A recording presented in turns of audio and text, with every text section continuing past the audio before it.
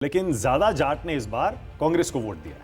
मैंने जाट का इतना वोट कहा। कांग्रेस को ज्यादा मिला है, बीजेपी को कम मिला है, क्योंकि लोग मान रहे थे पहलवान आंदोलन इस बार बीजेपी को ले डूबे। मतलब ये तो फिर कांग्रेस के साथ साथ आपकी बहन विनेश फोगाट की भी हार हो गई। डिस्क्वालीफाई हो गई थी उस टाइम पे, मैंने उनको मैसेज किया था, बट उन्होंने कोई रिप्लाई नहीं किया। जवाब नहीं आया। पिताजी की जगह दीपेंद्र हुड्डा उनके साथ एयरपोर्ट पर उनके रोड शो में थे, इसका भी आपको दुख हुआ? और सबका थैंक्स किया। एक गुरु का जिसने यहाँ तक पहुँचाया, उसको कैसे भूल सकते हो आप, उनको कैसे छोड़ सकते हो? आपने अपनी एक बहन राजनीति में खो दी है, आपकी आंखें नम है, आप इमोशनल है, मुझे पता है, लेकिन मुझे ये पूछना पड़ेगा। आपने एक और आरोप लगाया, आपने कहा कि उस आंदोलन में राहुल गांधी और प्रियंका गांधी के घर से खाना आता था। विनेश ने तो ये भी कहा कि इस बार जो ये कांग्रेस का हाथ है पंजा, ये थप्पड़ मारेगा चुनाव में बीजेपी को। और विनेश से कभी हुआ है आमना सामना? हाँ, मैट के ऊपर वैसे बाउट नहीं हुई, लेकिन हमारी ट्रेनिंग में बाउट होती थी। कौन जीतता था? अगर पार्टी ये कहती जी कि आपको विनेश के खिलाफ जुलाना से लड़ना है, आप हाँ कर देती? लोगों को उनसे हमदर्दी हो रही है कि बेचारी देखिए इतनी मेहनत की, फाइनल तक पहुंची। योगेश्वर दत्त कह रहे हैं देश से माफी मांगनी चाहिए, नुकसान कर दिया उन्होंने। देखिए, बिल्कुल ये एक खिलाड़ी की जिम्मेवारी होती है। नहीं, मैं दंगल की टीम की तरफ से कह रहा हूं, 2000 करोड़ रुपए में से आपको कितना दिया गया? मैंने इतना ही बताया। 1% तो 1% आप कितना मानेंगे? 20 करोड़ उसका भी 1% कर दे तो 20 करोड़ का भी 1% कर दे तो 20 करोड़ का 1%? जी।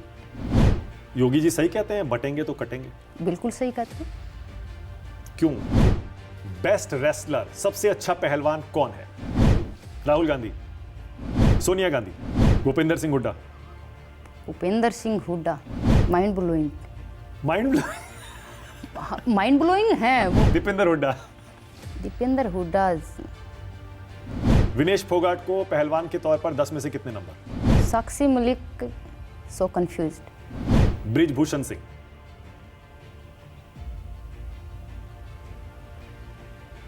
बस? कैसे? प्रियंका गांधी, मनमोहन सिंह, नरेंद्र मोदी? इस देश के लिए एक भगवान की तरह।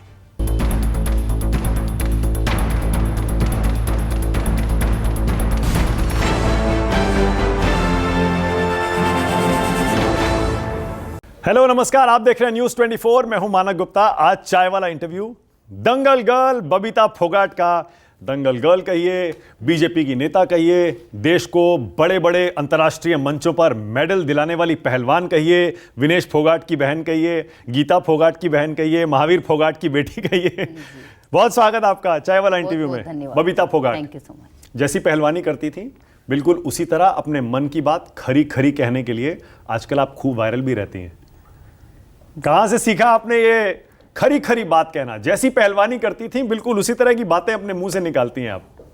बस बचपन से पहलवानी की है, मेहनत करनी सीखी है और मेहनत से जवाब देना सीखा है। ये बात जी। डरना किसी से नहीं सीखा? डरना किसी से नहीं सीखा। और डरना भी किस लिए? मेरे पापा एक ही बात कहते, बेटा कुछ गलत करते हुए डरना है, ऐसे नहीं किसी से डरना है और न ही दबना है। तो इसलिए किसी भी चीज से नहीं डरना है। लेकिन राजनीति के मैदान में इस बार तो डर लगा होगा, क्योंकि सब कह रहे थे इस बार हरियाणा में कांग्रेस जीतने वाली है, बीजेपी हारने वाली है। बिल्कुल नहीं, क्योंकि मैं पर्सनली अगर मैं कहूँ तो मैंने धरातल के ऊपर हम वो सीटें देख रहे थे जो मतलब हमने लोकसभा में हारी हैं, और जिसको कांग्रेस ऐसे मान रही थी कि ये सीट तो हमारी कन्फर्म है, वो सीटें बहुत टफ फाइट में थी। मतलब इतनी टफ फाइट में कि हम मतलब जीतने की स्थिति में थे, जबकि कांग्रेस के लिए बहुत मुश्किल था वो सीटें निकालना। तो अपने आप में ही वो चीजें दिखा रही हैं कि जिन सीटों। बहुत इंटरेस्टिंग बात कह रही हैं आप। मतलब आप ये कह रही हैं कि जितना भी मीडिया, एग्जिट पोल करने वाली एजेंसियां, ओपिनियन पोल करने वाली एजेंसियां, कोई नहीं पढ़ पाया, सब गलत हो गए, लेकिन आपको पता था कि हम जीत रहे हैं। बिल्कुल बिल्कुल। मैं बहुत सारी सीटों की मैं बताऊं, क्योंकि मैं सबसे टफ अगर हम कहें लोकसभा में, हम बाढ़ड़ा विधानसभा जो है हमारे चरखी दादरी डिस्ट्रिक्ट में ही पड़ता है, तो वो विधानसभा हम 28,000 से लोकसभा में हारे और अब हम जीते हैं। सेम चरखी दादरी भी हम जीते हैं, 4-5 हज़ार से हम हारे थे लोकसभा में। ऐसे ही बहुत सारी सीटें हैं, चाहे राय की सीट लगा लीजिए, राय सीट भी हम जीते हैं, और गोहाना सीट जो जीते हैं। तो ये सीटें जो थी, जिसको कांग्रेस ये मान रही थी कि ये तो हमारी ही सीटें हैं, वो सीटें हमने जीती हैं।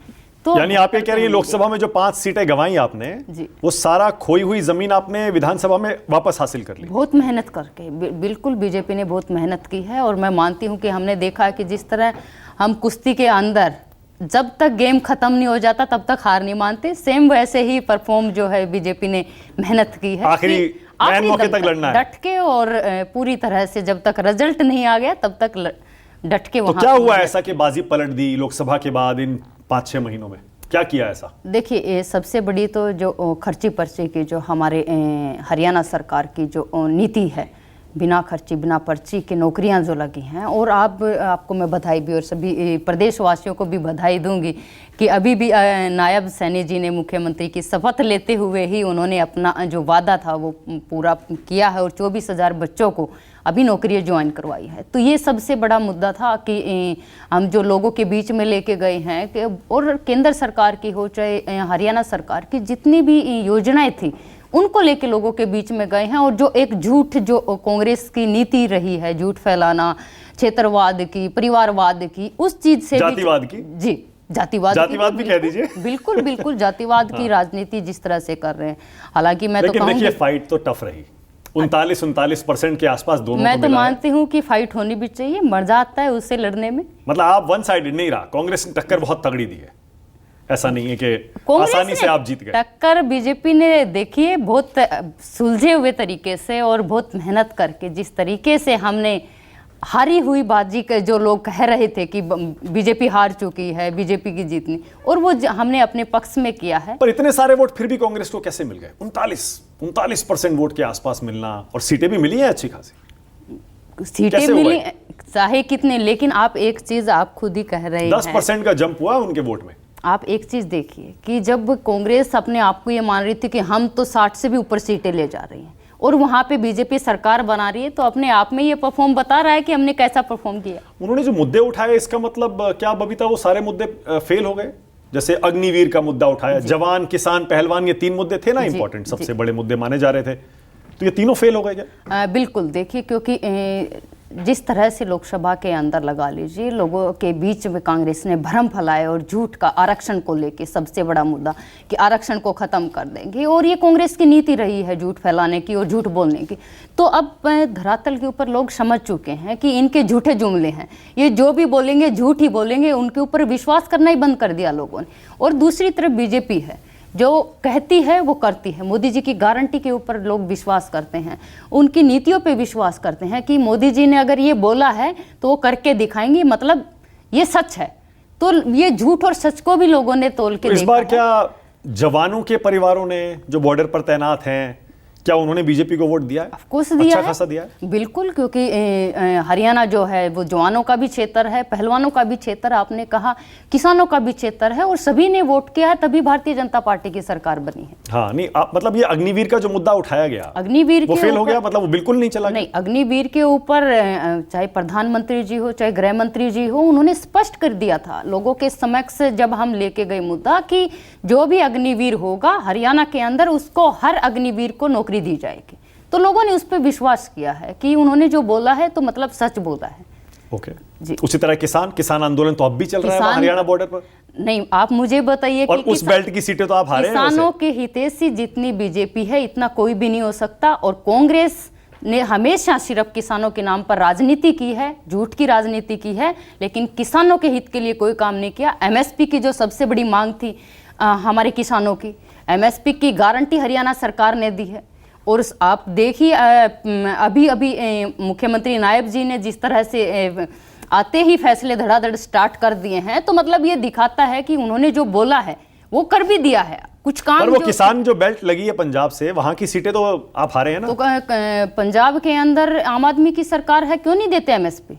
कर्नाटक के अंदर कांग्रेस की सरकार है, तेलंगाना के अंदर कांग्रेस की सरकार है, हिमाचल के अंदर कांग्रेस की सरकार है, उनको देने चाहिए एमएसपी किसानों को। तो क्यों नहीं केंद्र देते? सरकार देती है। नहीं, ये बताइए ना, हरियाणा में हरियाणा सरकार ने दिया है, वो भी तो दे सकते हैं। सरकार तो कांग्रेस की है ना, अगर इतनी किसानों की हितैषी है तो उनको देना चाहिए एमएसपी किसानों को। जाटों ने इस बार दिया है बीजेपी को वोट, दिया तो है, पर क्यों दिया है? इतने लंबे चौड़े कांग्रेस के प्रचार और आंदोलन के बाद जाट बीजेपी के साथ आया, अच्छा खासा आया, क्यों आया? हालांकि ज्यादा कांग्रेस के साथ गया है वो। जाट के किसने कहा कि जाट बीजेपी के साथ नहीं था? अगर बीजेपी के साथ नहीं होते तो आप सोच के देखिए कि 5 सीटें कैसे जीत जाते। हमने राजस्थान में भी सरकार बनाई है, हमने उत्तर प्रदेश में भी सरकार बनाई है। ये कहना गलत है कि जाट बीजेपी को वोट नहीं करते या बीजेपी के साथ में नहीं है। हाँ, उन्होंने वोट दिया है और उनके वोट पूरी 36 बिरादरी ने वोट किया है, तभी भारतीय जनता पार्टी की सरकार बनी। आप ठीक कह रही हैं, लेकिन ज्यादा जाट ने इस बार कांग्रेस को वोट दिया है। मैंने जाट का इतना वोट कहा। कांग्रेस को ज्यादा मिला है, बीजेपी को कम मिला है। 36 बिरादरी का वोट भारतीय जनता पार्टी को मिला है, जिसकी वजह से सरकार बनी है। यानी कांग्रेस को जाट का वोट मिला, तो आपने नॉन जाट के वोट को अपनी तरफ करने के लिए उसी हिसाब से चुनाव लड़ा। हमने 36 बिरादरी का वोट लिया है। हम 36 बिरादरी का सबका साथ सबका जो विकास है उसके साथ भारतीय जनता पार्टी क्योंकि की आप तो सरकार। खुद एक जाट परिवार से आती हैं, जी, तो आपको समझ में आता होगा क्या जाट में वाकई नाराजगी थी बीजेपी के लिए, नहीं देखिए, ये या एक सिर्फ ये भ्रम फैलाया जा रहा है? भ्रम फैलाया गया था। तभी मैंने कहा कि ये सिर्फ और सिर्फ ये लोग राजनीति करने के लिए ऐसा भ्रम फैला रहे थे, लेकिन धरातल पे ऐसा कुछ भी नहीं था। हमने 5 सीटें जीती हैं, वो 36 बिरादरी से जीती थी लोकसभा के अंदर, और अभी भी हमने जो 48 सीटें जीती हैं, 3 जिनमें निर्दलीय हैं, तो उन सब का समर्थन भी बगैर जाटों के या 36 बिरादरी के जात जो है उनका समर्थन था, तभी जीती। तो ये हरियाणा में बीजेपी की जीत क्या साबित करती है,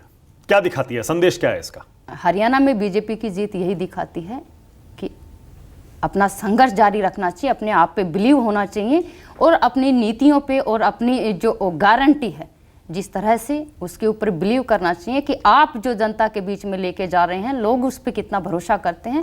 ये एक भरोसा है, ये मोदी जी की गारंटी का भरोसा है। पहलवान आंदोलन फेल हो गया क्या? देखिए, ये नतीजों के बाद है ये इंटरव्यू, इसलिए मैं पूछ रहा हूं, क्योंकि लोग मान रहे थे पहलवान आंदोलन इस बार बीजेपी को ले डूबेगा। वो कांग्रेस को ले डूबा। कांग्रेस ने राजनीति की थी इस चीज़ के ऊपर, और जिस तरह से खेल और खिलाड़ियों की भावनाओं के साथ खिलवाड़ किया है कांग्रेस ने, उसका नतीजा जनता ने दिया है। ओह, आप बहुत इंटरेस्टिंग बात कह रही हैं, ये नई थ्योरी है। आप ये कह रही हैं पहलवान आंदोलन से बैकफायर हुआ और कांग्रेस उसकी वजह से हार गई। कांग्रेस ने कितना कुछ, आप देखिए किस तरह से कभी खिलाड़ियों को लेके कुछ भ्रम फैलाया, आप किसी भी चीज़ को लेके देखिए आप, उन्होंने जिस तरह से भ्रम लोगों के बीच में फैलाया, जिस तरह की राजनीति उन्होंने खिलाड़ियों के ऊपर की है, जबकि उन्होंने खुद के अंदर एक आकलन करना चाहिए कि उन्होंने क्या किया है खेल और खिलाड़ियों की देश की भावनाओं के साथ में। मतलब ये तो फिर कांग्रेस के साथ साथ आपकी बहन विनेश फोगाट की भी हार हो गई। देखिए, मैंने ये नहीं कहा कि विनेश फोगाट की हार है, विनेश तो जीती है जुलाना से। हाँ, नहीं, पर आप कह रही है ना पहलवान आंदोलन कांग्रेस की हार है, कांग्रेस की हार है। जो उस मुद्दा बना के जो राजनीति करना, चाहे वो किसानों को लेके किया हो, चाहे पहलवानों को लेके किया हो, चाहे जवानों को लेके किया, तीनों मुद्दे के ऊपर कांग्रेस झूठ राजनीति कर रही थी, लेकिन सच सब लोग समझ चुके थे और लोगों ने सच के साथ विनेश तो कह रही थी कि बीजेपी इस बार हारेगी हरियाणा में, आप तो जीत गए, तो मतलब वो गलत हो गई ना। मैं इसीलिए तो पूछ रहा हूं, क्या पहलवान आंदोलन गलत हुआ आपके हिसाब से? तो विनेश की भी एक हार हुई ना ये। विनेश ने अभी अभी पार्टी ज्वाइन किया है और विनेश अभी राजनीति में आई है, तो वो तो देखिए उनका फर्ज भी यही बनता है, उनको उनका कहना कांग्रेस जीते या हारे, लेकिन कहना तो उनका यही बनता है कि बीजेपी हारेगी। जब किसी पार्टी से आप ज्वाइन कर लेते हैं, किसी पार्टी के आप कार्यकर्ता हो जाते हैं, तो आप उनका ही पक्ष लेंगे। तो रिजल्ट के बाद आपकी बात हुई है विनेश से? नहीं, मेरी बात नहीं हो पाई। क्या नहीं होती है क्या आजकल बात? नहीं, मैंने लास्ट टाइम मैंने ओलंपिक के टाइम पे जब वो डिस्क्वालीफाई हो गई थी, उस टाइम पे मैंने उनको मैसेज किया था, बट उन्होंने कोई रिप्लाई नहीं किया। जवाब नहीं आया? नहीं, जवाब नहीं आया था। तो उनका अपनी थ्योरी है, मेरी अपनी थ्योरी है। तो आपने क्या लिखा था मैसेज में? बधाई, कांग्रेचुलेशन, वेल डन? मैंने अपने बेटे की वीडियो शेयर की थी कि बेटे ने उसमें बोल रखा है कि मौसी आप स्ट्रॉन्ग हैं, आप ऐसा मतलब मायूस मत होइए, तो वो मैंने बेटे की वीडियो उनके साथ शेयर की थी। उसका भी जवाब नहीं दिया? नहीं। क्यों इतनी कड़वाहट आ गई? कड़वाहट तो नहीं कह सकते, बट उसकी हो सकता है वो खुद डिस्टर्ब हो उस टाइम पे। उसके बाद दे देती हैं अगर डिस्टर्ब थी उस टाइम? तो देखिए, मैं तो अभी क्या कह सकती हूँ। अच्छा, जब आपने ये ओलंपिक के टाइम मैसेज भेजा, उससे पहले कब बात हुई थी? बात होती रहती थी पहले या बिल्कुल बंद है? कभी कभार होती रहती थी, कभी कभार। पहलवान आंदोलन के बाद भी बात हुई है? हाँ, हुई है। अच्छा, आंदोलन के बारे में नहीं हुई है? या उस बारे में भी बात हुई थी? नहीं, ऐसे तो परिवार एक है, साथ में बैठे हैं, डिस्कस भी हुआ है, बातें भी हुई हैं। आपको लगता है उस आंदोलन के बाद से ही परिवार के बीच में दूरियां आ गई और आपसे और उनके बीच जो रिश्ते थे वो? देखिए, मैं मानती हूँ कि मैं परिवार को और राजनीति को, दोनों चीज़ों को बहुत अलग रखती हूँ। परिवार अपनी जगह है, राजनीति अपनी जगह है। और किसी भी चीज़ में, किसी भी प्रोफेशन में देखो आप, अगर परिवार को या अपने बिजनेस को आप मिक्स करोगे तो कोई भी चीज़ नहीं चल पाती है। इसलिए दोनों चीज़ अलग अलग वे में है, दोनों का अपना एक स्टैंड है, दोनों का अपना अपना एक जगह है। दोनों चीज़ों को मिक्स करेंगे तो कौन सी भी चीज़ नहीं रहेगी, खिचड़ी बन जाएगी। किसने मिक्स किया? मैंने मिक्स का कहा ही नहीं, मैंने इतना कहा कि परिवार अपनी जगह है और पॉलिटिक्स अपनी जगह है। राइट। तो मतलब विनेश का कांग्रेस में जाना, आपका बीजेपी में जाना, इसके बाद से हम माने कि दोनों के रास्ते अलग हो गए? उससे पहले तो शायद एक परिवार के तौर पर, बहनों के तौर पर हमने सबको आपको साथ एक साथ ही देखा है। देखिए, मैं मानती हूँ कि ये कोई भी व्यक्ति किसी भी समय पे कोई भी पार्टी ज्वाइन कर सकता है। ये उनका स्वतंत्र विचार होते हैं। हो सकता है कि उनका कांग्रेस पार्टी ज्वाइन करने का फैसला पहले से हो, लेकिन उस चीज़ से परिवार को उसके साथ जोड़ के देखना, क्योंकि परिवार की अपनी एक गरिमा है और इन सब चीज़ों की अपनी एक गरिमा है। उन सब चीज़ों को मिक्स करके हम चल ही नहीं पाएंगे कभी भी। इसलिए जो परिवार नहीं, क्योंकि है, आपका दिल दुखा था ना, इसलिए मैं उस बारे में पूछ रहा हूँ। कौन अभी से हाल में जब ओलंपिक से वो वापस आई, जी, उसके बाद उन्होंने तमाम तरह के आरोप लगाए। एक आपकी सरकार पर आरोप लगाए, बीजेपी की सरकार पर, उसका भी आपको दुख हुआ। दूसरा, आपने कहा कि पिताजी की जगह दीपेंद्र हुड्डा उनके साथ एयरपोर्ट पर उनके रोड शो में थे, इसका भी आपको दुख हुआ। मतलब दुख तो हुआ ना आपको? बिल्कुल गलत किया ना विनेश ने? देखिए, आप ये चीज़ देखिए ना, आप खुद भी इस चीज़ का आकलन कीजिए। किस गुरु को दुख नहीं होगा और किस उस शिष्य को दुख नहीं होगा जिसके साथ ऐसे हुआ? कि जब आप देखेंगे कि जिस गुरु ने बचपन से लेकर यहाँ तक पहुँचाया है, मुझे याद है वो दिन कि मेरे चाचा जब एक्सपायर हो गए थे, मैं और तीनों विनेश की बहन और उसके भाई, तीनों ने कुश्ती छोड़ दिया था। और पापा खुद उनकी माँ के पास जाकर उनकी माँ को समझा के उनको लेके आए थे। और बहुत बार ऐसे भी होता था कि हम ग्राउंड में 4 बजे पहुँच जाते थे और विनेश नहीं पहुँचती थी, या उनकी बहन या भाई तीनों उठ के नहीं आते थे। पापा ग्राउंड में से उनको घर पर वापस जाके उनको उठा के लेके आते थे। तो मुझे पता है कि मुझे नहीं चाहे, मेरे गांव के अंदर पूछ लीजिए, आसपास में जिले के अंदर किसी से ही पूछ लिया, हर किसी को पता है कि पापा ने मेहनत किया, स्ट्रगल किया है। लेकिन जिस दिन उनको वहाँ पे होना चाहिए था, हालांकि मेरे पापा का ये था कि मैं उसी बेटी को ओलंपिक में जो गोल्ड लेके आएगी उसी को मैं एयरपोर्ट से लेके आऊँगा। आज तक हम किसी बहन को भी लेने नहीं गए पापा एयरपोर्ट, चाहे कोई भी मेडल हमने जीता है। लेकिन पहली बार पापा जा रहे थे और यहाँ तक कि सोनीपत आके रुके थे पापा। और जब ये सब चीज़ें हुई, ये सब चीज़ें जो देखा, उसके बाद उनका भी दिल वापस आ गए, वापस आ गए। एयरपोर्ट नहीं गए फिर? देखिए, उन्होंने जिस तरह से रात को विनेश ने जो मैसेज डाला है और सबका थैंक्स किया, एक गुरु का जिसने यहाँ तक पहुँचाया, उसको कैसे भूल सकते हो आप, उनको कैसे छोड़ सकते हो? बिल्कुल। और उनके लिए इतना सब मतलब थैंक्स तक भी नहीं बोल सकते, तो किस गुरु का दिल नहीं टूटेगा? और सिर्फ गुरु नहीं, उनके चाचा ताऊ जिन्होंने अपनी बेटी की तरह पाला। बिल्कुल, इसमें कोई दो राय नहीं। बिल्कुल आपके जैसे पाला, जैसे आपको पाला। उन्होंने भेदभाव ही नहीं किया, कभी भी भेदभाव नहीं किया उन्होंने। बल्कि विनेश ने अच्छी प्रैक्टिस की है तो हमें ये कहते थे कि ये अच्छी कर रही है, तुम क्यों नहीं कर रहे। कभी भेदभाव नहीं किया। भेदभाव करते तो वो इतनी मेहनत करके यहाँ तक थोड़े पहुँच पाते। और बिल्कुल भूल गई हैं वो। अब वो तो देखिए उनके जब ये बताइए को, कोच को, आप मानक जी खुद देखिए कि जिस तरह से जब मनु भाकर आती है, उनके कोच साथ में होते हैं। और किस गुरु को अच्छा नहीं लगेगा कि जब कोई खिलाड़ी उस मुकाम पे पहुंच जाता है और उस लक्ष्य को जब टारगेट को अचीव कर लेता है और फिर वहाँ पे आता है, तो वो गुरु भी साथ में खड़ा होकर कि हाँ मेरे बच्चों ने ये कुछ कर दिखाया है। कौन गुरु नहीं चाहेगा? और वहाँ पे जब दीपेंद्र हुड्डा खड़े होते हैं, कम से कम दीपेंद्र को ही कह देना चाहिए था आपके कोच कहाँ पे हैं, उनके पास लेके जाना चाहिए था उनको। अगर थोड़ी बहुत भी इंसानियत अगर होती तो लेके जाते, लेकिन उनको राजनीति करनी थी, राजनीति चमकानी थी, इसीलिए सारी चीजें उन्होंने की हैं। इसीलिए कह रहा हूँ, दुख तो हुआ है बबीता फोगाट को। देखिए, पूरे परिवार को दुख हुआ है क्या? दुख पूरे परिवार को हुआ, किसको नहीं हुआ? क्या आपने अपनी एक बहन राजनीति में खो दी है, आपकी आंखें नम है, आप इमोशनल है, मुझे पता है, लेकिन मुझे ये पूछना पड़ेगा क्योंकि अब देखिए इलेक्शन हो गया, जनादेश जनता का वर्डिक्ट आ गया जी। अब इसके बाद आपको लगता है कि विनेश ने गलती कर दी कांग्रेस में जाकर पहलवान आंदोलन करके? आपने कहा कांग्रेस ने उनको यूज किया, इस्तेमाल किया। बिल्कुल किया है यूज, उसी के नाम पे तो पूरा क्या नाम है चुनाव लड़ना चाह रहे थे। आपने देखा है पूरा चुनाव ही बस उसी चीज को उठा के। गलती की विनेश ने?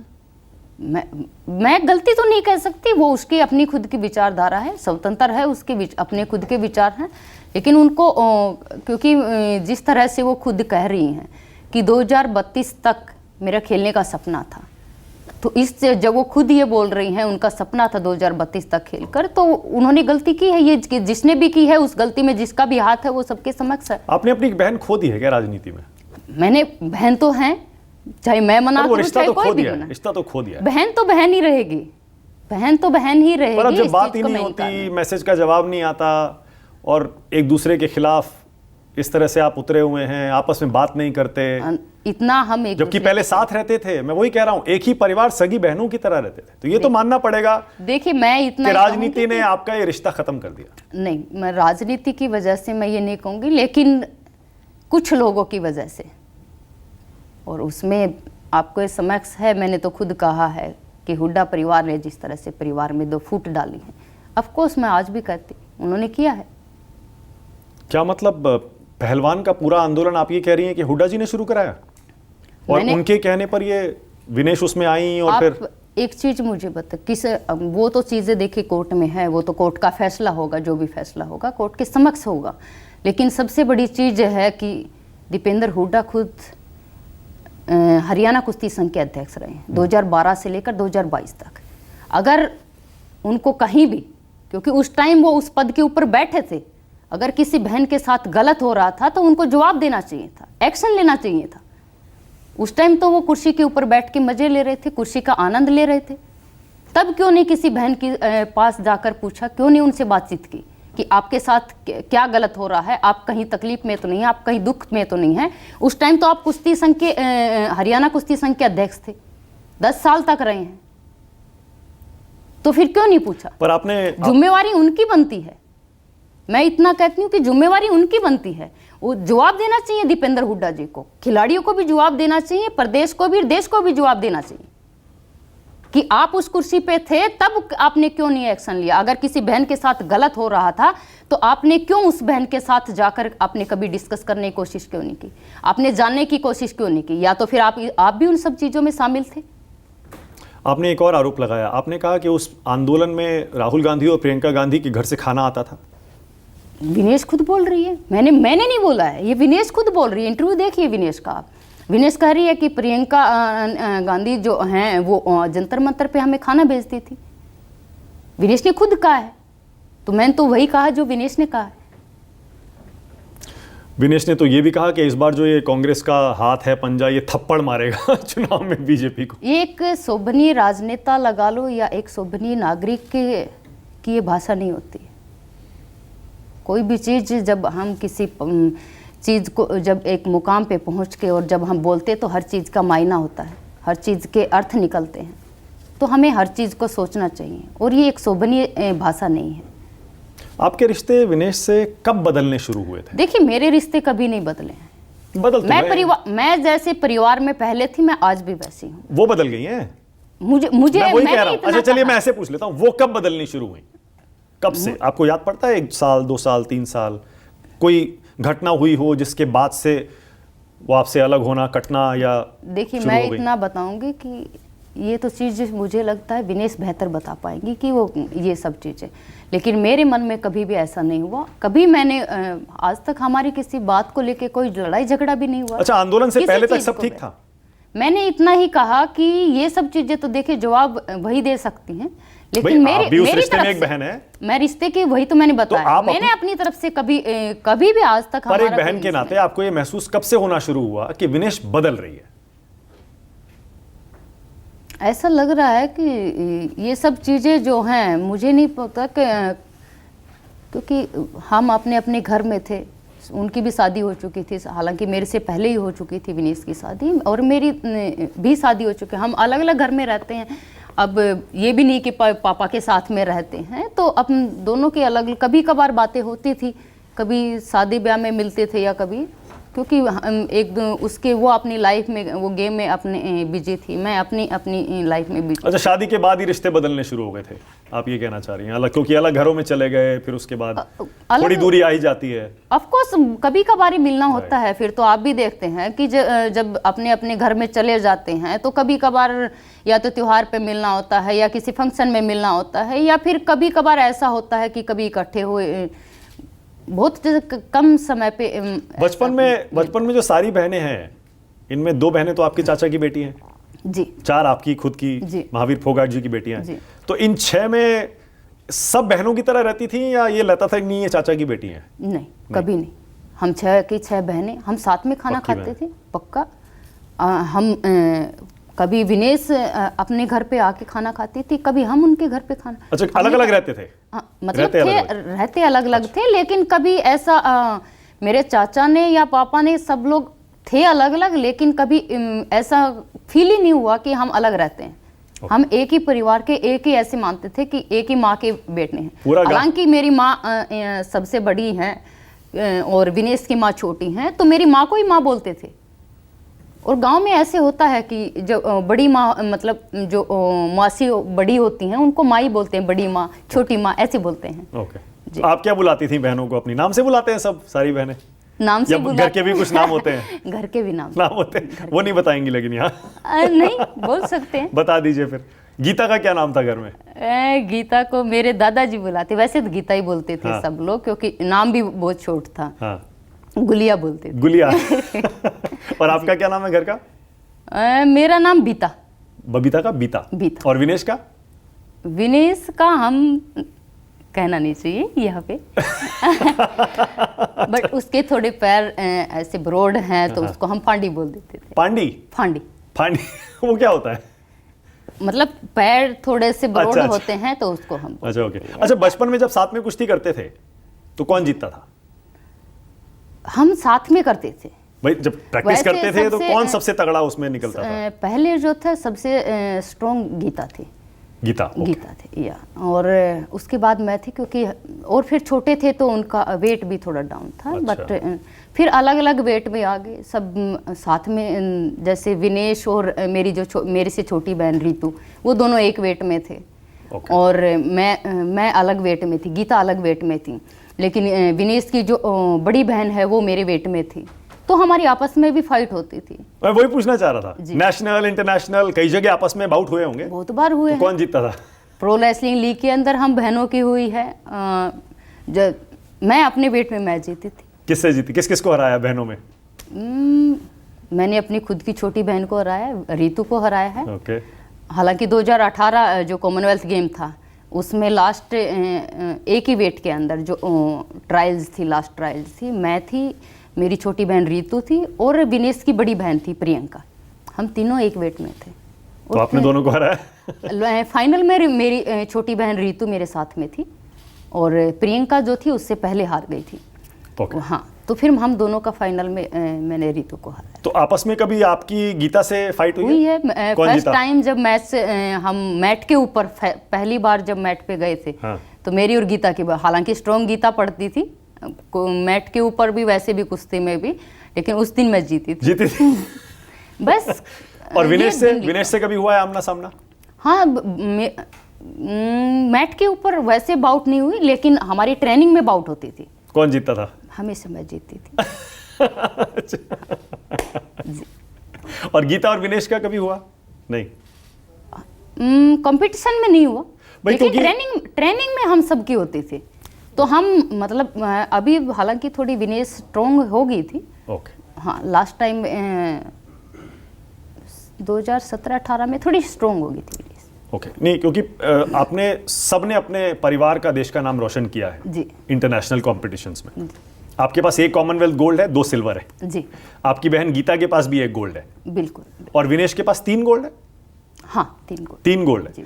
तो अगर सबके मेडल जोड़ लिए जाएं, इतने तो बहुत सारे कुल जमा के पहलवानों ने भी नहीं जीते होंगे। कितने परिवार के पास आपके मेडल हैं? इसीलिए मैं पूछ रहा हूं कि ये जो बचपन में जो ये महावीर फोगाट ने कसम खाई बचपन में, जी। क्या कुछ हुआ था जिसके बाद उन्होंने कहा कि नहीं, अब मैं अपनी बेटियों को ओलंपिक तक पहुंचा के रहूंगा? बिल्कुल, ये मेरे पापा का ही सपना था, क्योंकि हम तो बहुत छोटे थे, हमें खुद भी नहीं पता था ओलंपिक क्या होता है। और पापा खुद पहलवान रहे हैं, चंदगीराम उनके गुरु रहे हैं।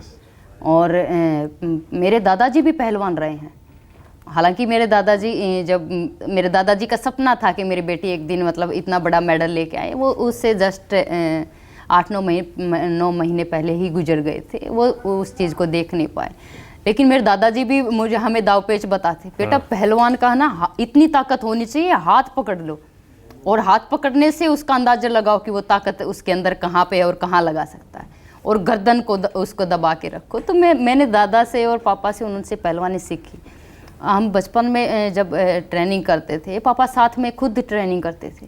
मेरे पापा खुद, बहुत बार ऐसे होता था कि बिल्कुल थक गए तो कई बार पापा खुद खाड़े में उतर जाते थे हमारी प्रैक्टिस करवाने के लिए कि आज सबको पटक देते होंगे। उस टाइम तो बहुत हल्के थे हम भी, और पापा को टेक्निक थी। लेकिन लास्ट में मुझे याद है दंगल फिल्म में हम देख रहे थे, पिता को पटक दिया था। वो हकीकत है। हाँ? हकीकत है। गीता ने पटका था 2000 हम सब बहनों के साथ में करते थे, अकेला तो गीता सब पटक देती थी पिताजी को? नहीं, उस टाइम तो नहीं पटक पाते थे, लेकिन 2013-14 के मुझे याद है तब पापा ने सोचा कि अभी भी इतनी ताकत है। लेकिन एक तो थोड़ी उम्र भी हो गई थी, तो और फिर वेट भी हैवी था पापा का, तो इसलिए पापा के अंदर भी वो, क्योंकि पहलवान जो होता है उसके अंदर ऐसे ही रहता है लास्ट टाइम तक, चाहे कितनी भी उम्र हो जाए कि अभी भी मैं इतना ही ताकतवर हूँ। तो फिर पापा को हरा लिया, तो फिर हमें भी दया आती थी पापा को छोड़ दो, किसकी छोड़ दो, कि पापा को अच्छा नहीं लग रहा, मतलब पापा को हराते। अपने पिता को हरा के किसको अच्छा लगे, हालांकि उनको अच्छा लग रहा होगा अपनी बेटियों से हार के। जी जी। अच्छा, मैं ये सोच रहा था बबीता कि आपने इस बार विधानसभा चुनाव क्यों नहीं लड़ा? अगर जीत जाती, हो सकता है मंत्री भी बन जाती। सोचती हैं अभी, दुख होता है क्या? देखिए, ये एक ख्याल है, ख्याल, और मैं मानती हूँ ये एक फैसला जो है वो पार्टी का फैसला है, किसको चुनाव लड़ाना है किसको नहीं, वो पार्लियामेंट्री बोर्ड का फैसला था, और पार्लियामेंट्री बोर्ड का जो फैसला सर्वमान्य है। पर आपने इच्छा जताई थी कि मुझे लड़ना है? देखिए, पार्टी के समक्ष इच्छा तो पता नहीं क्या क्या जताते हैं, बट फिर भी पार्टी को फैसला लेना होता है, तो पार्टी बहुत सारी चीज़ें देखती है, बहुत सारी चीज़ें। 10 साल की एंटी इनकम्बेंसी थी, हो सकता है इस बार नए चेहरों को उतारना हो, ये सोचा गया हो। देखिए, ये चीज़ तो पार्लियामेंट्री बोर्ड का फैसला था, इसके ऊपर मैं कुछ नहीं कह सकती कि क्या सोच के उन्होंने फैसला लिया। अगर पार्टी ये कहती जी कि आपको विनेश के खिलाफ जुलाना से लड़ना है, आप हाँ कर देती? देखिए, मैं मानती हूँ कि पार्टी जो फैसला लेती वो सर्वमान्य था, लेकिन विनेश के खिलाफ हमने कुश्ती भी लड़ी है, तो फिर यहाँ पे क्या कुछ हाँ अलग हो जाता? उतर जाती? मैं तो इतना पूछ रही हूँ कि जब पार्टी अगर कहती तो? मैंने ये कहा कि पार्टी कहती तो चुनाव लड़ना वो भी एक मैदान है। हाँ। है तो कुश्ती के अंदर जब हमने एक दूसरे के खिलाफ कुश्ती लड़ी है, तो यहाँ पे क्या हो जाता? आप हरा देती विनेश को? वो तो जनता का फैसला होता। ये वो काफी लोकप्रिय हो गई ना, वो तो बहुत लोकप्रिय हो गई वो आंदोलन से, और पहलवानी तो थी ही, फिर कांग्रेस में आ गई। जिसकी किस्मत में है, मेरी किस्मत का मुझे मिलता, मेरी मेहनत का मुझे मिलता, उनकी किस्मत और उनकी मेहनत का उनको मिलता। तो जब बाउट होती थी तो कौन जीतता था, आपकी और विनेश की? वैसे कभी कंपटीशन में बाउट नहीं हुई थी। हाँ। लेकिन ऐसे बाउट्स, ट्रेनिंग बाउट्स जरूर होती थी, तो मैं हमेशा मैच जीतती थी। पर लोकप्रियता तो विनेश ने भी बहुत कमाई है। अब देखिए, फोगाट परिवार का नाम है, तो वो भी फोगाट परिवार का एक हिस्सा है। ये बात, ये हुआ ना जवाब कि परिवार का हिस्सा है, तो फिर विनेश को अलग करके कैसे देखा जा सकता है? देखिए, वही मैंने कहा, मैंने पहले भी कहा है कि हैं तो आखिर बहनें, चाहे मैं इनकार कर दूं चाहे विनेश इनकार कर दे, लेकिन दुनिया के सामने दुनिया को पता है कि हम बहनें हैं। बिल्कुल सही है। इस बार जो विनेश को मेडल नहीं आया फाइनल में पहुंचने के बावजूद, जी, 100 ग्राम की वजह से, अब ऐसे में योगेश्वर दत्त कहते हैं उनको देश से माफी मांगनी चाहिए। जी, लोगों को उनसे हमदर्दी हो रही है कि बेचारी देखिए इतनी मेहनत की, फाइनल तक पहुंची। योगेश्वर दत्त कह रहे हैं देश से माफी मांगनी चाहिए, नुकसान कर दिया उन्होंने। देखिए, बिल्कुल ये एक खिलाड़ी की जिम्मेवारी होती है। ऐसे तो मैं 2012 में 200 ग्राम से डिस्क्वालीफाई हुई थी, तो फिर तो मुझे भी ये कहना चाहिए था कि कांग्रेस ने मेरे साथ ऐसा खेल किया है। हाँ। और उसके बावजूद बल्कि मुझे तो पनिशमेंट भी मिली है कि मैं ओलंपिक खेल नहीं पाई, उसकी ट्रायल नहीं दे पाई। लेकिन गिल्टी मुझे भी फील हुई ना, नहीं तो मैं भी कोर्ट में जा सकती थी, मैं भी ऐसा कदम उठा सकती थी। लेकिन मेरे मन में एक ही चीज़ आई कि आखिर गलती तो मैंने कर रखी है। खुद में गिल्टी फील हुआ कि हाँ मैंने गलती कर रखी है। 200 ग्राम वेट घटा लेती तो मुझे पनिशमेंट मिलती नहीं। तो यानी योगेश्वर सही कह रहे हैं? ऑफ कोर्स सही, ये चीज़ तो सही है, क्योंकि वेट मशीन पे तो खिलाड़ी को ही खड़ा होना है ना, और वेट घटाना हम खिलाड़ी की जिम्मेदारी होती है। आप बड़ी खुल के बहुत नहीं, मैं देखिए जो सच है कि हम लोगों को गलत फहमी में नहीं घुसा सकते। सच्चाई जो है वो लोगों के समक्ष होनी चाहिए। और हम तो खुद खिलाड़ी रहे हैं, हम कैसे कह दे कि वो वेट घटाना जो 100 ग्राम, उनको लगता है कि हम लोगों को लगता है कि 100 ग्राम वेट क्या होता है, लेकिन एक खिलाड़ी के लिए 100 ग्राम क्या 10 ग्राम भी बहुत मायने रखता है।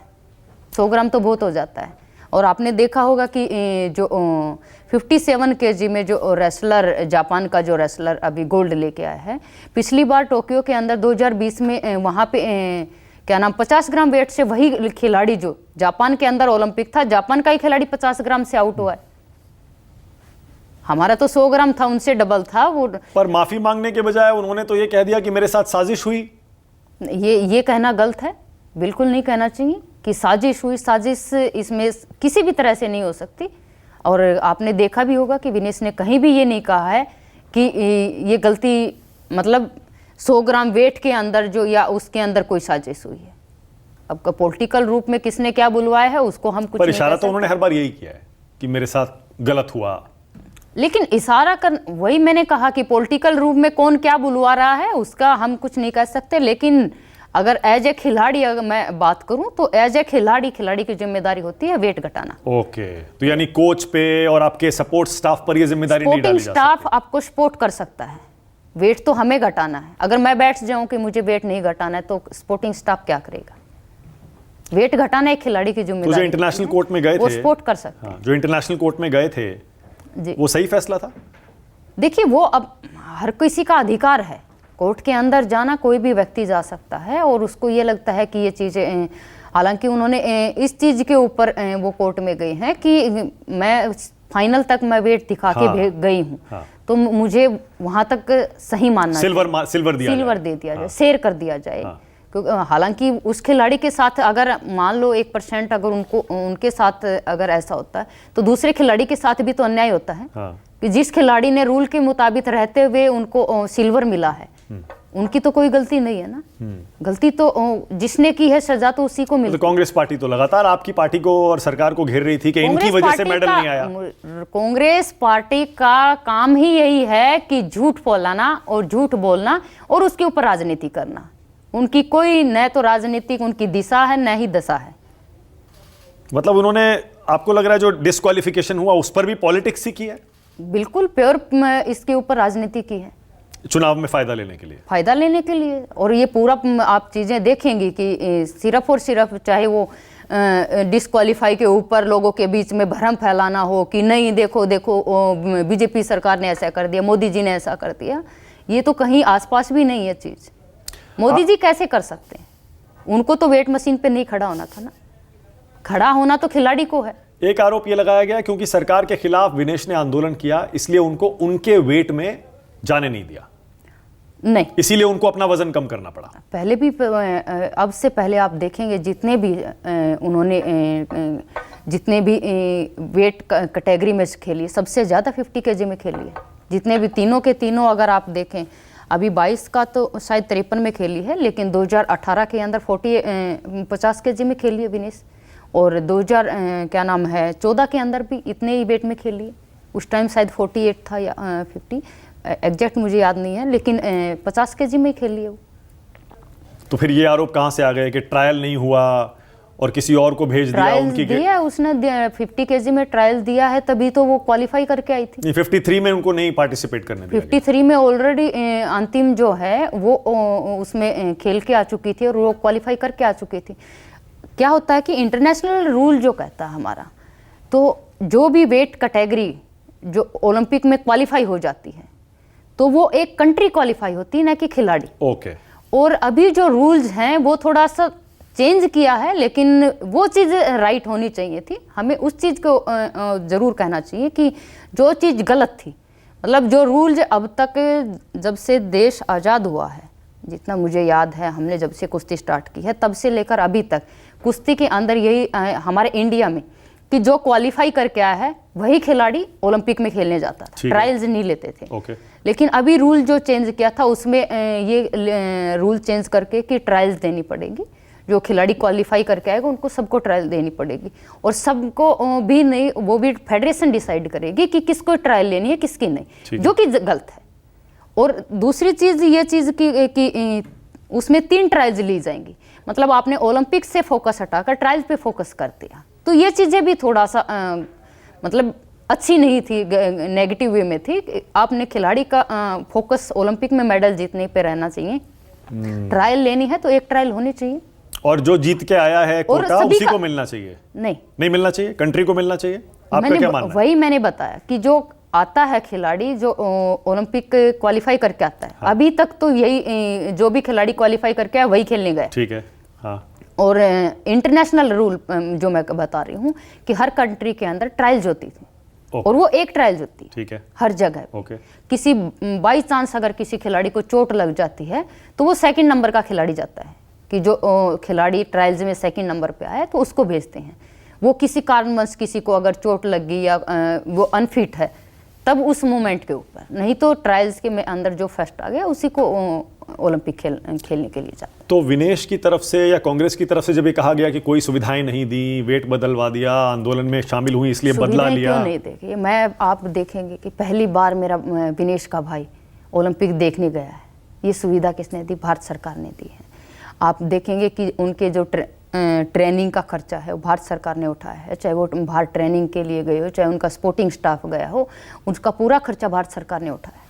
अगर उनके मन में होता तो वो इतना टाइम के लिए जो ट्रेनिंग के लिए गई है, स्पोर्टिंग स्टाफ उनकी मन मर्जी का, उनके साथ एक फिजियो था, उनके साथ एक डॉक्टर था, उनके साथ उनके हस्बैंड थे, पूरे टाइम ट्रेनिंग के टाइम पे उनके साथ में थे और ओलंपिक में भी उनके साथ में थे, उनके हस्बैंड भी साथ में थे और विनेश का भाई भी साथ में था, तो सब लोग साथ में थे। अगर ऐसी मंशा होती तो वो वहां तक जाने ही नहीं देता। और जबकि आपने देखा होगा कि विनेश ने ट्वीट भी किया है कि भाई का वीजा नहीं लगा, तो मनसुख मांडविया जी से अपील की है उन्होंने कि खेल मंत्री जी ऐसे ऐसे मेरे भाई का वीजा नहीं लगा, मैं आपसे आग्रह करती हूँ कि मेरे, और फिर वीजा मिलने के बाद उन्होंने थैंक्स भी बोला है कि थैंक्स कि मेरे भाई को वीजा मिल गया और वो वहाँ पे गई हैं। तो सब भारत सरकार ने सपोर्ट किया, तभी तो उन्होंने आग्रह किया और तभी तो उन्होंने थैंक्स किया। तो आपने तो खैर कितने साल कुश्ती की आपने? लगभग 18-20 साल। 18-20 साल। तो आपने कांग्रेस की यूपीए सरकार के दौरान भी कुश्ती की? बिल्कुल। और आपने मोदी सरकार के दौरान भी कुश्ती की? बिल्कुल किया है। दोनों में आपको क्या फर्क नजर आया? किसने ज्यादा सपोर्ट किया खेलों को? खेलों को इसमें कोई दोहराए की बात नहीं है, मतलब अगर अंतर भी बताऊं मैं दिन रात का कहूंगी, दिन रात का अंतर है। और जितना मोदी जी ने 2014 में भारतीय जनता पार्टी की सरकार बनी है, 15 के अंदर टारगेट ओलंपिक पोडियम जो स्कीम है 1 साल के दौरान वो स्कीम लागू, मैं उस टारगेट ओलंपिक पोडियम का हिस्सा रही हूँ, तो इसलिए मुझे पता है कि, और जबकि मुझे गेम जो है मेरे इंजरी की वजह से छोड़ना पड़ा, मैं ये सोचती कि ये सुविधाएं अगर मुझे पहले मिली होती तो शायद मुझे आज गेम भी नहीं छोड़ना पड़ता। मेरे गेम छोड़ने की वजह ही वही थी, और इतना सपोर्ट मिला है। मेरी बड़ी बहन को भी जब इंजरी हुई थी, उसका भी गेम तभी डाउनफॉल में उसमें गया है कि जब उनको इंजरी हुई थी, उससे पहले बहुत अच्छा परफॉर्म कर रहे। तो उससे पहले फिजियो का, डॉक्टर्स का वो सपोर्ट नहीं मिलता? बिल्कुल भी नहीं, सब खुद करना पड़ता। हालांकि कैंप के दौरान मुझे लगता है 2011-10 के आसपास जब बड़ा कैंप लग गया था कॉमनवेल्थ के लिए, तब फिजियो, हमें तब तक यही नहीं पता था कि फिजियो डॉक्टर होता क्या है, फर्क क्या होता। हम तो फिजियो को भी डॉक्टर बोलते थे कि डॉक्टर ये कर दो, और इतनी नॉलेज हमें भी नहीं थी उस टाइम पे। लेकिन सिर्फ यही नहीं, जो इनामी राशि है, चाहे वो अर्जुन अवार्ड, द्रोणाचार्य अवार्ड की राशि आप देखेंगे पहले 5 लाख था, अभी 15 लाख कर दिया है, और जो खेल रत्न का था वो 25 लाख कर दिया है, शायद 7 लाख या कुछ बहुत कम उसमें था इनामी राशि जो द्रोणाचार्य और इसकी खेल रत्न की वो 25 लाख करती है। ये भी कोई छोटी चीज़ नहीं है। और जो मैच के अंदर जो खिलाड़ी का जब कैंप लगता है तो वहाँ पे मैच होता था, अब प्रोफेशनल वहाँ पे सेफ हैं, प्रोफेशनल शेफ की पूरा वो टाइमिंग सारी चीज़ें एक एक डाइट अच्छी मिले और खिलाड़ी को डाइट में भी बहुत ज़्यादा सुधार हुआ है। पहले शायद 150-200 की मिलती थी, अब तो बहुत डबल से भी ट्रिपल हो गई है। तो आपके पिताजी को भी द्रोणाचार्य पुरस्कार बाद में ही मिला? बिल्कुल पहले नहीं मिला। बिल्कुल, ये भी सच्चाई है। आप देखेंगे कि आप पहले मिलना चाहिए था। बिल्कुल मिलना चाहिए था। जब 2010 के अंदर हम दोनों बहनों ने जब कॉमनवेल्थ में मेडल जीता है तो अपने आप में अचीवमेंट बोलते हैं। सिर्फ ये नहीं कि मेरे पिता हैं, हमारे गुरु हैं इसलिए, लेकिन अचीवमेंट आप देखिए 6 साल, उसके बावजूद भी 6 साल लंबा।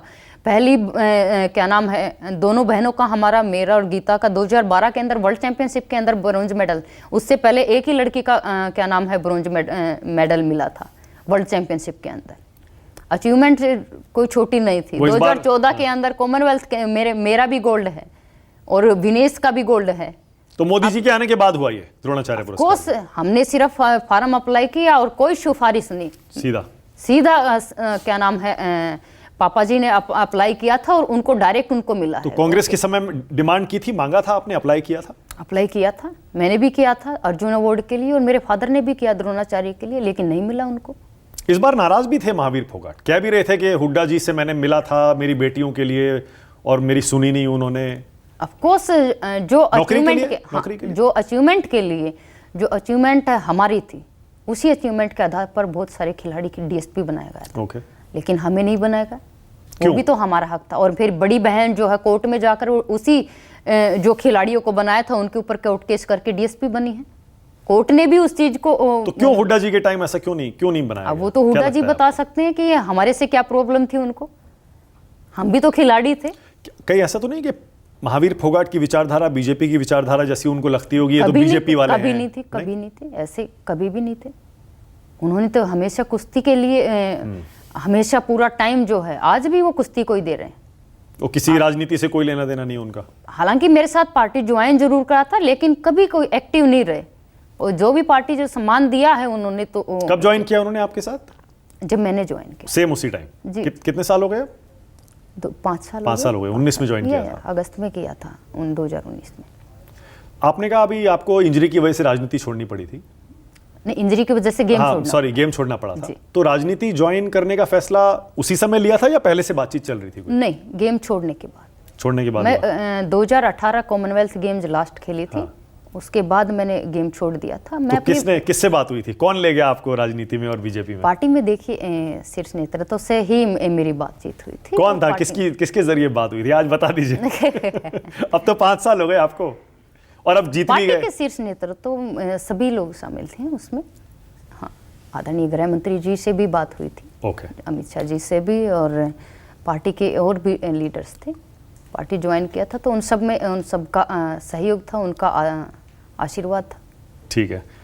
अब मैं आपकी दंगल फिल्म में जो कहानी दिखाई गई है उस पर आपसे कुछ पूछना चाहता हूँ। और वो पहले मैं ये पूछना चाहता हूँ, जो दंगल में स्टोरी दिखाई गई है वो बिल्कुल सही है सारी की सारी, या उसमें कुछ जोड़ा गया है कुछ? थोड़ा बहुत तो देखिए 90% मैं कहूँगी, 90-95% सच है और 5-10% थोड़ा, क्योंकि मूवी है तो थोड़ा इंटरेस्टिंग बनाने के लिए भी कुछ मसाला तड़का डालना पड़ता है। बिल्कुल।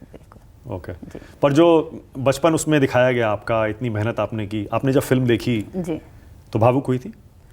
बिल्कुल। हम फिल्म देख रहे तो ऐसे लग रहा था कि वापस से वो बचपन जी रहे हैं। अच्छा हमने ऐसे भी किया, अच्छा हमने ये भी किया, अच्छा हमने ये ऐसे मेहनत करके, जब वो मतलब वो अपने आप को हम पीछे लेके अपने आप को देख रहे थे कि वापस से वो बचपन हम दोबारा से जी रहे थे। तो ये बनने के बाद दिखाई गई थी आपको या रफ कट दिखाया था जब पूरी बनी नहीं थी? नहीं, पहले तो स्टोरी लिखी गई है। हाँ। डायरेक्टर नितेश तिवारी जी ने पूरी स्टोरी लिखी और तब तक तो फाइनल भी नहीं था कि कौन इसके अंदर एक्टिंग कौन करेगा या कौन रोल करेगा। लेकिन उसके बाद पूरी स्टोरी लिखने के बाद पापा मम्मी सब भाई बहन उनको सबको सुनाया था, तभी हम उस टाइम पे ही इमोशनल हुए कि अच्छी लगी, मतलब स्टोरी। कहानी लिखने के बाद जब सुनाई उन्होंने? जी। ओके। और ये शुरुआत कैसे हुई थी? ये कहानी फिल्म बनाने का आइडिया जब लेकर कौन आया था? एक आर्टिकल लिखा था, क्या नाम है, सौरभ जी हैं अपने चंडीगढ़ से। हाँ। उस टाइम स्पोर्ट्स एडिटर थे शायद, स्पोर्ट्स को वो देखते थे। हाँ। तो सौरभ जी ने उस टाइम पे पूरा आर्टिकल लिखा था कि 4 बहनें हैं, उनके माता पिता हैं, उनकी माँ सरपंच हैं। तो ऐसे पूरी की पूरी स्टोरी पढ़कर फिर उनकी नीतीश जी की टीम ने कांटेक्ट किया और फिर नितेश जी, हम उस टाइम पटियाला कैंप में ही थे। ओके। नितेश जी वहाँ पे आए और हम बहनों से बातें की, पापा से भी, परिवार से भी, सबसे बैठ के बातचीत करी। और फिर उन्होंने इतना ही कहा था, उस टाइम मूवी का नहीं बोला था, कि छोटी डॉक्यूमेंट्री बना रहे हैं। ओके। या और उसके बाद 2010-11 के आसपास की बात है। ठीक है। 10 के डॉक्यूमेंट्री बना रहे, ये हाँ, बोला था। डॉक्यूमेंट्री के लिए बोला ठीक था। है। और उसके बाद फिर जब उन्होंने लिखा सारी चीज़ें, फिर उन्होंने बोला कि ऐसे ऐसे फिल्म बनेगी। हाँ, फिल्म बनेगी। ये ओके। पूरी स्टोरी लिख ली हमने, फिर उन्होंने सुनाया है पूरी बुलाकर और बैठा फिर के रोल साथ। कौन करेगा ये भी बताया ये था तो आपको? बहुत नहीं, ये तो बहुत बात में इस पर आपसे सलाह ली गई थी? नहीं, इस चीज़ के ऊपर कोई सलाह नहीं लिखी थी। तो आपका रोल उस फिल्म में आपने जब देखा कि जी। मेरा रोल ये लड़की कर रही है, सुहानी ने किया था? जी, सुहानी आपका रोल ने सुहानी ने किया था, फिर जी, सानिया ने किया था? फिर सानिया ने, मल्होत्रा ने। कैसी एक्टिंग की दोनों ने? अच्छी एक्टिंग। बढ़िया किया। जी जी, और गीता वाला रोल जो फातिमा ने किया, दोनों ने और अच्छा- जायरा वसीम ने किया? सभी ने अच्छा किया। अच्छा किया? जी। आपको उस फिल्म के लिए कितने पैसे मिले थे? कहानी के लिए, राइट्स बेचने के लिए? देखिए बहुत क्योंकि फिल्म ने 2000 करोड़ रुपए कमाए हैं बबीता, इसलिए पूछ रहा हूं मैं। आमिर खान, किरण राव, सिद्धार्थ रॉय कपूर, ये प्रोड्यूसर थे उस फिल्म जी के। जी जी, 2000 करोड़ कमाए हैं, तो आपको भी बहुत पैसे मिले होंगे। नहीं बहुत नहीं, बहुत अरे आपकी कहानी थी पूरी, आपकी कहानी पर आप सारी मूवी बनी है। हैरान होंगे, हमारा नाम तक भी उस टाइम पे जब पता चला कि ऐसे ऐसे मूवी, मतलब पूरी स्टोरी हो चुकी है, बाद में नाम भी हटाने की बोला गया था कि रोल का नाम चेंज कर देते हैं। रोल का नाम चेंज करना रोल चाहते का थे? नाम चेंज करना। कौन, नितेश तिवारी ने कहा? नहीं, नितेश जी ने तो नहीं कहा था, लेकिन ऐसा उनकी टीम की तरफ से जिसके जो भी उस तो रियल स्टोरी नहीं चाह रहे थे वो बनेगे? पूरी स्टोरी बन चुकी थी। हाँ। सुना चुके थे ऑलरेडी। उसके बाद हम आई थिंक सत्यमेव जयते में गए थे। ये आमिर खान जी ने यस करने से पहले हम सत्यमेव जयते में उसमें हाँ, गए ठीक थे। है, आमिर के शो में। हाँ। शो में गए थे, उन्होंने बुलाया था। तब तक भी हमें नहीं पता था कि ऐसे ऐसे उन्होंने फाइनल कर दिया है या रोल करने वाले हैं। जब फाइनल हो गया था तो फिर उसके बाद में क्या नाम है, आमिर जी की टीम से उधर से फोन आया था कि नाम चेंज करना चाहते हैं। हाँ, कैरेक्टर्स के। जी। फिर आपने मना कर दिया होगा? हाँ, पापा ने बोला कि नहीं, बनेगी तो नाम पे बनेगी, नाम पे रियल बनेगी। बनेगी। जी। फीस डिसाइड हो गई थी तब तक? हाँ, वो तो नितेश जी की टीम से ही हुआ था उस टाइम पे। वो स्टोरी लिखने से पहले डिसाइड हो गया था? जी। कितने में बात बनी? मैं खोल के पूछ रहा हूँ, देखिए, और मैं इसलिए पूछ रहा हूँ बबीता अब, क्योंकि अब उस फिल्म को गए हुए बहुत टाइम हो गया। वो इतिहास 1% भी नहीं, 2000 करोड़ का 1% भी नहीं, 1%, 1% भी नहीं, 1% भी नहीं, भी नहीं। 2000 करोड़ का 1% भी नहीं मिला आपको? जी। तो आपने बीच में पहले तो कॉन्ट्रैक्ट साइन कर लिया होगा शायद, जी जी, इसीलिए आप उस कॉन्ट्रैक्ट में बंधे थे। बिल्कुल। बाद में ही कह देते भाई आप इतना कमा रहे हैं, हमें दीजिए, हमारे ऊपर कहानी बनी है। नहीं, पापा ने हालांकि क्या नाम है, उस टाइम पे एकेडमी खोलने के लिए बोला था, बट कोई खास रिस्पॉन्ड नहीं था। तो फिर आमिर खान से कहा था? जी, उनके आमिर खान जी को पर्सनली तो नहीं, लेकिन उनकी टीम से बातचीत, जिनसे भी हमारी बातचीत होती थी, उनकी टीम से बातचीत की थी कि पहलवानों के लिए एकेडमी खोल दीजिए एक जी, हरियाणा में। एकेडमी खोलने के लिए बातचीत। तो बस ऐसे ही टाल मटोल वाली चीजें थी। टाल दिया? टाल ही दिया जब नहीं हुई हाँ, वो चीज। कितना खर्चा आता है एकेडमी खोलने में? खर्च कोई ज्यादा बहुत ज्यादा तो खास होना नहीं चाहिए? बिल्कुल भी नहीं। 5-6 करोड़ कोई, मतलब बहुत अच्छी अगर हम खोलें। हाँ, वो तो पहलवानी के लिए अच्छा हो जाता है हरियाणा में। बिल्कुल, ऑफ कोर्स। और वो तो उनकी तरफ से कई बार कहा गया कि मैं पहलवानी को और पॉपुलर बनाने के लिए। पापा तो आज भी कितने, सिर्फ हम ये नहीं कि हमें पहलवान बना के छोड़ दिया। मेरे गांव की एक लड़की है नेहा सांगवान, आप देखिए, पापा ने उनको बनाया है।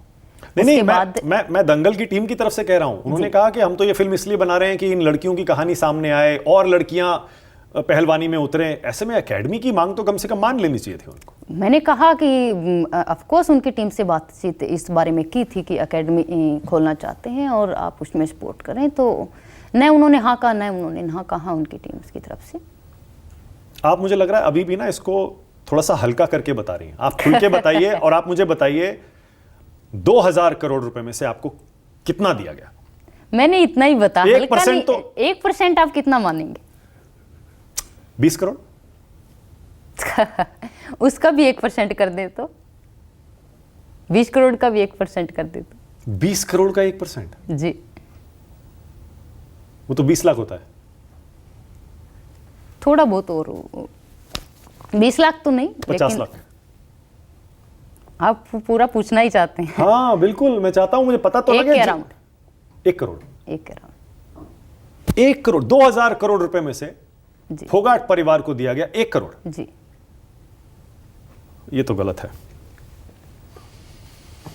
दुख होता है इस बात का जब आप देखते हैं आज के नहीं, हमारे नाम पर फिल्म बनी। पापा ने एक ही चीज कही थी। एकेडमी? नहीं, एकेडमी के लिए भी छोड़नी। पापा ने कहा था कि लोगों का प्यार सम्मान चाहिए, छोड़ दीजिए इन सब चीजों को।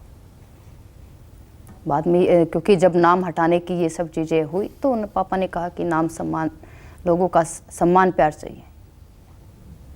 हालांकि उस फिल्म ने आपको स्टार तो बनाया, जो पहचान तो दी, लोकप्रियता। लोगों ने दिया है ये प्यार। जी। चलिए अब मेरा रैपिड फायर राउंड। बबीता, पहले मैं चेतावनी दे दूं, मेरे रैपिड फायर राउंड से बड़े बड़े लोग डरते हैं। तो तैयार हो जाइए, छोटे छोटे सवाल होंगे। तो डरा रहे हैं कि आपको मैं आगाह कर रहा हूं। अच्छा। अगर आपको किसी सवाल का जवाब नहीं देना हो तो आप छोड़ भी सकते हैं, पास कर सकते हैं। All right, rapid fire round. Babita Phogat, मेरा पहला सवाल, फोगाट फैमिली में बेस्ट रेसलर, सबसे अच्छा पहलवान कौन है? ये बहुत अपने आप में सारे अच्छे हैं। बहुत किसी एक को चुनना मुश्किल है? किसी एक को चुनना मुश्किल है क्योंकि सभी अपने आप में माहिर हैं और सभी अपने आप अब आप राजनेता बन गई हैं, अब आपको समझ में आ गया मुश्किल सवालों को कैसे टालना है। ओके, अगर गीता फोगाट और बबीता फोगाट की फाइट हो तो कौन जीतेगा? आज के दिन तो मैं नहीं कह सकती, लेकिन पहले गीता स्ट्रांग थी। ओके, बबीता और विनेश की फाइट हो तो कौन जीतेगा? बबीता जीतेगी। बबीता? गीता और विनेश की फाइट हो तो कौन जीतेगा? गीता और विनेश की? हाँ। आज के उसमें तो विनेश जीतेगी। ओ, और पहले? पहले गीता थी। गीता ज्यादा स्ट्रांग थी। जी। ओके, हिंदुस्तान का बेस्ट रेसलर, सबसे अच्छा पहलवान कौन है आज तक का? आज तक का सबसे अच्छा पहलवान जो है, हालांकि सुशील कुमार जी। सुशील कुमार? जी। 2 बार मेडल लेके आए, 2 3 बार मेडल, वर्ल्ड चैंपियन रहे वर्ल्ड हैं। चैंपियन। आज तक वो रिकॉर्ड टूटा नहीं है, तो ऑफकोर्स अच्छे खिलाड़ी रहे हैं। आपसे अच्छे रिश्ते थे? बिल्कुल, सबसे अच्छी दोस्ती थी? मेरे सबसे अच्छे थे। पूरा आपको शौक लगा था जब वो जेल गए थे? ऑफकोर्स शौक मुझे ही नहीं, मुझे लगता है सभी जो खेल प्रेमी, जो कुश्ती के खेल प्रेमी थे, सभी को शौक लगा था ये सब चीज़ इस घटना से। बेस्ट फीमेल रेसलर, महिला पहलवान बेस्ट कौन है इस देश की? इस देश की महिला पहलवान बेस्ट मैं कहूँगी तो मेरी बहनें। एक कोई एक। हाँ, फिर आप अपना नाम भी ले वही सकती हैं, अपना भी ले सकती हैं अगर आपको लगता है कि आप बेस्ट रही हैं तो। विनेश या गीता? ओके, गीता या विनेश में से एक। Vinesh. Okay, best wrestling coach अब तक का कौन रहा है? मैं तो अपने फादर को कहूँगी। मुझे पता था, महावीर फोगाट। महावीर जी। हरियाणा का सबसे अच्छा मुख्यमंत्री अब तक का कौन रहा है? इसमें भी गूगली है। हाँ? नायब जी। खट्टर जी से बेहतर? देखिए, मैंने कहा कि आपने बेस्ट पूछा, मैंने कहा नायब जी। नायब जी। Okay, all right. और अगर दोनों की तुलना करें तो खट्टर जी की और नायब सैनी की, तो बेहतर कौन? दोनों अपने आप में बेहतर है। ओके, देश का सबसे अच्छा प्रधानमंत्री अब तक का कौन है? आदरणीय प्रधानमंत्री नरेंद्र मोदी जी। ओके, और कोई चीफ मिनिस्टर देश का जो आपको पसंद आता हो? योगी जी। योगी जी? योगी जी भी, हेमंत बिश्वा जी को। ओके, सबसे प्रॉमिसिंग लीडर देश का किसे मानती हैं? सबसे युवा नेता जो लगता हो आपको ये आगे जाके बहुत बढ़िया करेगा? आप अपना नाम भी ले सकती हैं। विनेश का भी ले सकती हैं। युवा नेता? हाँ, बहुत सारे युवा नेता। बांसुरी शबराज। ओ, आप मिली हैं उनसे? मैं एक बार मिली हूँ। एक बार? आपको पसंद है बांसुरी स्वराज? Of course. सुषमा जी की बेटी हैं? सुषमा जी तो मेरी आइकॉन है। ओ जी। अच्छा, ये हमें नहीं पता था। जी, बिल्कुल आइकॉन है, एक महिला नेत्री के रूप में। उनको जब सुनती हूँ, बहुत बार उनकी स्पीच सुनती हूँ, तो बहुत अच्छा लगता है। उनकी जो भाषा शैली जो थी, इतनी शालीन और इतनी शोभनीय और इतने बहुत। तो बांसुरी में वो सुषमा जी की झलक दिखती है आपको? बिल्कुल दिखती है। जी। ओके, देश का सबसे ईमानदार नेता कौन है? प्रधानमंत्री नरेंद्र मोदी जी। और सबसे भ्रष्ट नेता कौन है? भ्रष्ट नेता कौन है? हाँ। कांग्रेस की। ओके। देश का बेस्ट स्पीकर, सबसे अच्छा भाषण कौन देता है? सबसे अच्छा भाषण जो आपको सुनना अच्छा लगता हो, सुषमा जी या उसके अलावा और भी कोई है? सुषमा जी के साथ मैं आदरणीय अमित शाह जी का भी सुना। अमित शाह जी, ओके। देश का सबसे फिट नेता कौन है? सबसे फिट नेता सबसे फिट, बहुत सारे हैं फिट तो। बहुत सारे बहुत हैं। अनुराग जी भी हैं। अनुराग जी, और- मुझे लग ही रहा था कि आप अनुराग ठाकुर का नाम लेंगी। जी। देश का अगला प्रधानमंत्री कौन बनेगा? अगला प्रधानमंत्री तो जनता तय करेगी। ओके। लगता है आपको 29 तक मोदी जी? बिल्कुल। ओके। पीएम मोदी रहेंगे, जी- सरकार सेफ है? बिल्कुल, सरकार भी सेफ है और मोदी जी भी सेफ है। ओके। यानी 29 के बाद आपको लगता है 29 में भी प्रधानमंत्री मोदी जी बन सकते हैं? बिल्कुल, क्यों नहीं बनेंगे। क्या हुड्डा जी ने आपके साथ अन्याय किया? बिल्कुल किया।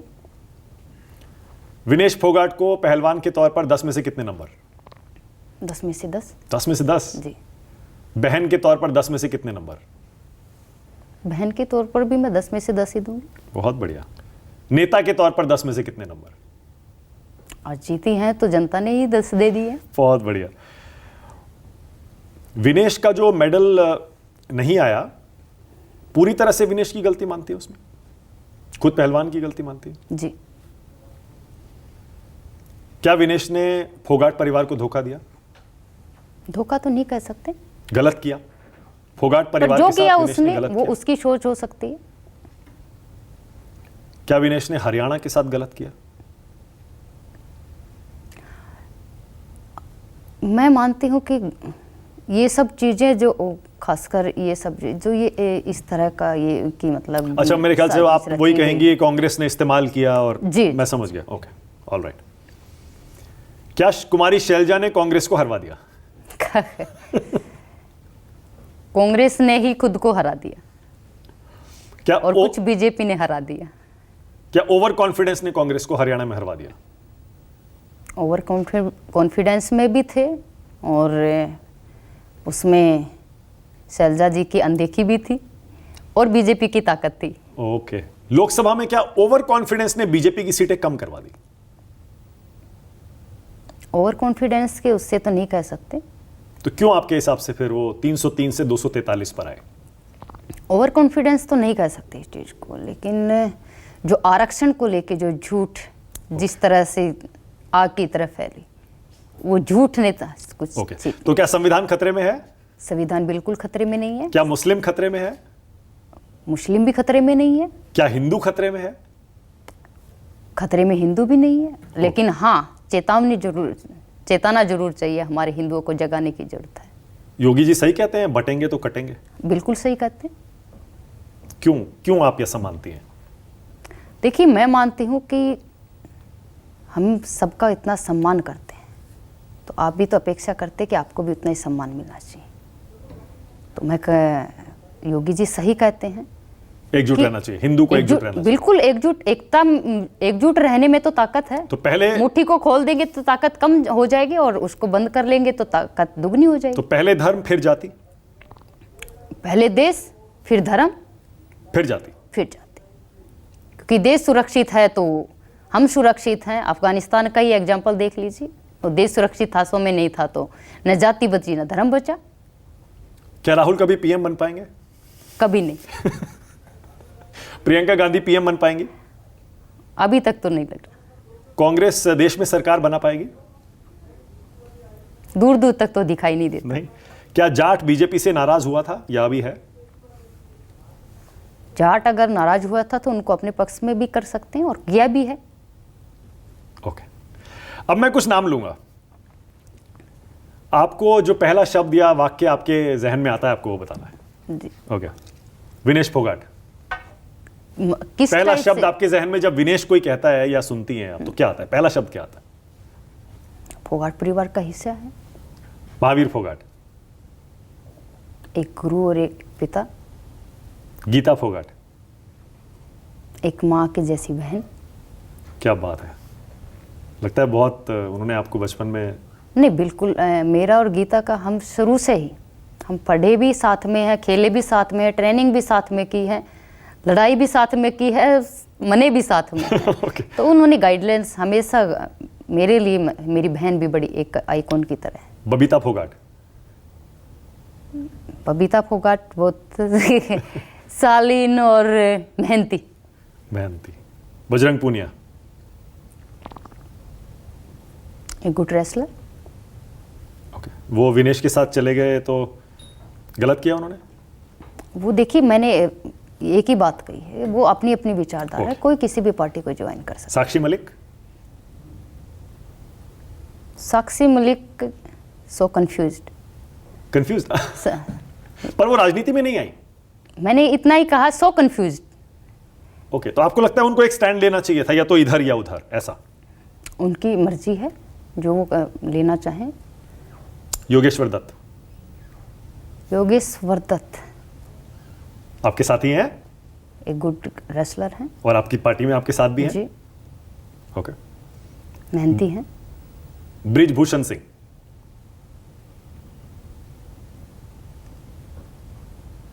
बस। कैसे क्या कहें। ओके। प्रियंका गांधी। प्रियंका गांधी, भाई बहन की आपस में ही नहीं बनती है। तो अब की बार तो मैं तो अपने आप, मैं तो मानती हूँ कि अचंबा मान रही हूँ कि वायनाड से अब की बार उनको चुनाव लड़वा दिया है भाई ने। तो कहीं ना कहीं ये उनकी राह बंद होती दिखाई दे रही। किसकी राह बंद होती दिखाई? राहुल जी की। वो तो अमेठी से चले गए संसद ऑलरेडी। लेकिन वायनाड तो छोड़ दिया ना, पहली बार अपनी बहन को कोई सीट दी है इतने सालों बाद में। आपको लगता है उनके बीच, वो तो साथ में दिखते हैं, बहुत बढ़िया उनका रिश्ता लगता है? रिश्ता दिखता है, दिखाने के लिए दिखता है, लेकिन दिल भी तो मिलने चाहिए ना। Okay. वो भी तो दिखना चाहिए। राहुल गांधी। राहुल गांधी 55 साल के युवा। ये आपकी पार्टी की सेट लाइन है। नहीं, सेट लाइन नहीं, जब अपने आप सब ऐसे ही कहते हैं उनको। जी 55 साल। ओके। सोनिया गांधी।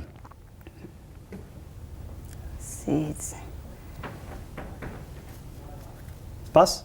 बस रॉबर्ट वाड्रा, जिसको आपने मुद्दा बनाया हरियाणा में, इसलिए पूछ रहा हूं। मुद्दा था ही, उनने हमारे हरियाणा की पूरी जमीन को, किसानों की जमीन को कब्जा कर लिया है और बर्बाद कर दिया है बहुत से परिवारों को। मनमोहन सिंह। मनमोहन सिंह जी सोनिया जी के एक तरह से कठपुतली की तरह, कठपुतली तो नहीं कह सकते, लेकिन उनके हाथ की चाबी थी। रिमोट कंट्रोल, जैसा बीजेपी कहती है, समझ गया। अटल बिहारी वाजपेयी। एक गुड लीडर। राजीव गांधी। राजीव गांधी तब तो आप बहुत छोटी रही होंगी। बहुत छोटी रहे हैं। इंदिरा गांधी। इंदिरा गांधी, मुझे तो लगता है कि राहुल को सीखने की जरूरत है अपनी दादी से।